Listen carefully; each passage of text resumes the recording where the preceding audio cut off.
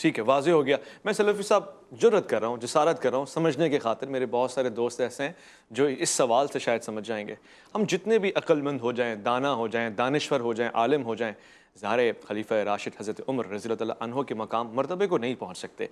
آپ اس مرتبے پہ اتنی نزاکت اور اتنی نزدیکی سے دیکھ رہے ہیں رسالت مآب کے فیصلوں کو، اگر آپ کوئی فیصلہ صادر فرما رہے ہیں تو وہ شریعت کی روح سے متصادم تو نہیں ہوگا، اس میں خیر ہی ہوگی، تو ہم اس کو تسلیم کیوں نہیں کرتے؟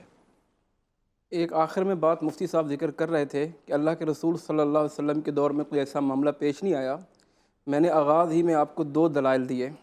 ایک ابو رکانہ رضی اللہ تعالیٰ عنہ کا، وہ اپنا ذکر کرتے ہیں قد طلقت امراتی بثلاث، میں نے اپنی بیوی کو کٹھے 3 طلاقیں دیں۔ اس سے بڑی دلیل قطعی کیا ہوگی؟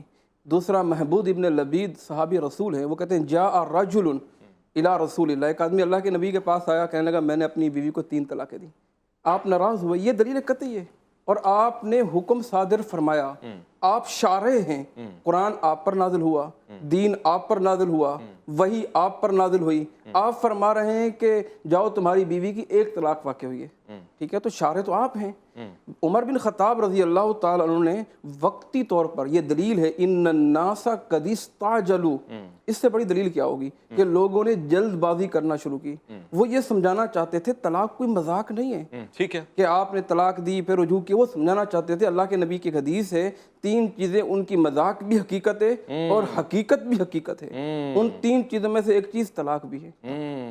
ان کی مذاق بھی، ایک مذاق کی بات تو ہے نہیں، یہ زندگی کے رشتے ہوتے ہیں، انسان تعلق قائم کرتا ہے موت تک، کہ آپ میری زندگی کے ساتھی ہیں، میں نے آپ کے ساتھ خوشی غمی گزارنی ہے۔ تو یہ ایک بڑا واضح حدیث ہے، اور اللہ اور حضرت عمر کے واضح فرمان ہے ان الناس، وقتی طور پر لوگوں نے سوال یہ کہ آج ہو سکتا ہے ایسا، اگر وقتی طور پہ کوئی سلوشن نکالنے کے لیے فیصلہ آج آپ لے آئیں کوئی امیر المومنین عمر بن خطاب جیسا کوئی لے آئیں، تو دیکھیں جب شریعت واضح ہے، اللہ کے نبی فرماتے ہیں ترکتکم علی البیضاء لیلھا کنہارھا نہارھا کلیلھا، آپ نے ہر چیز واضح کر دی، اور یہی صحابہ کرام کے کثیر لوگوں کا یہی ان کا موقف تھا، یہی موقف کثیر ائمہ کا تھا، یہی موقف سلف صالحین کا تھا، اور جنہوں نے یہ دلیل دی خاص طور پر علماء احناف نے، امام ابو حنیفہ رحمۃ اللہ علیہ نے، انہوں نے بھی موقف لیا عمر بن خطاب سے رضی اللہ تعالیٰ سے۔